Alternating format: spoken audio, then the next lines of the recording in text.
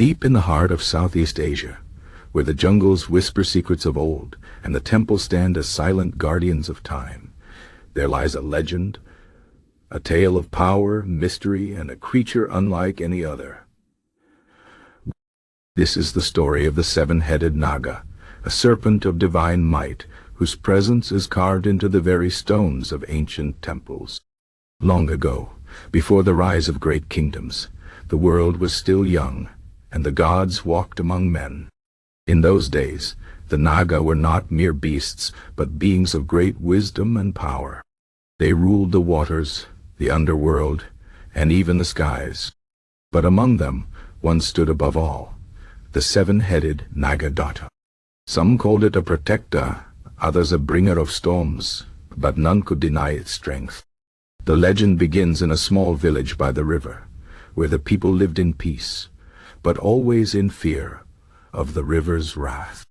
Every year, the waters would rise, swallowing homes and lives. The villagers prayed to the gods, but no answer came.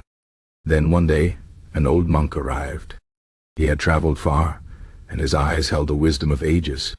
He told the people of the seven-headed Naga, who slept deep beneath the river. The Naga is neither good nor evil, the monk said. It is balance itself. To calm its anger, you must offer not gold or food, but respect. The villagers did not understand, but they listened. At the monk's guidance, they built a shrine by the riverbank, carving the image of the seven-headed Naga into stone. They offered flowers and chanted prayers, not for the Naga to leave, but to honor its power. That night, the skies darkened, and the river roared like never before. The people trembled, fearing the end had come. But as the waters rose, something incredible happened. The seven-headed Naga emerged, its scales gleaming like jewels in the storm. It did not destroy the village. It coiled around it, shielding the people from the flood. When dawn came, the waters retreated, and the Naga was gone. From that day on, the village knew no fear of the river. The people kept their promise, carving the Naga's image into temples and telling its story to their children. As time passed, the legend spread. Kings and builders sought the Naga's favor, placing its likeness on palace gates and temple walls. They believed the seven-headed serpent was a bridge between worlds, the earth and the heavens, the mortal and the divine. But the Naga's tale does not end there. In another land, far from the river village, a great king dreamed of building a temple unlike any before. He wanted it to reach the sky, to touch the realm of the gods.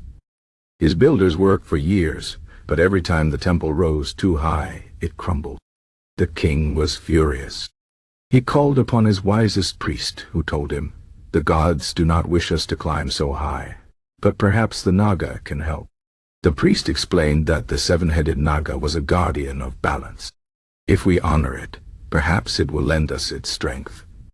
So the king ordered his artisans to carve the Naga into the temple's pillars. They shaped its 7 heads to watch over the 4 corners of the world, north, south, east, and west, while the other 3 gazed upward, toward the heavens. When the temple was complete, it stood tall and unshaken. The people said the Naga's spirit held it steady, its power woven into the stone. Yet not all who sought the Naga's power were wise. In a distant kingdom, a greedy warlord heard of the serpent's might and desired it for himself. He raided temples, stealing statues of the Naga, thinking their magic would make him invincible.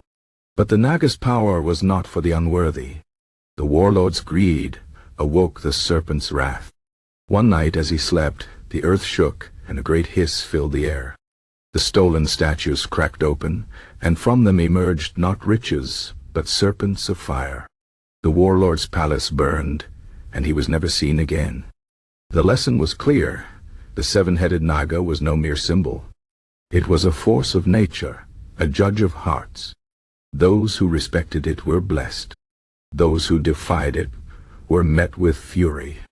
Even today, in the quiet corners of forgotten temples, travelers say they hear a faint hiss on the wind, a reminder that the Naga's watch never ends. And so the legend lives on, carved not just in stone, but in the souls of those who remember. The seven-headed Naga remains, a guardian, a teacher, and a timeless mystery of Southeast Asia's ancient myths.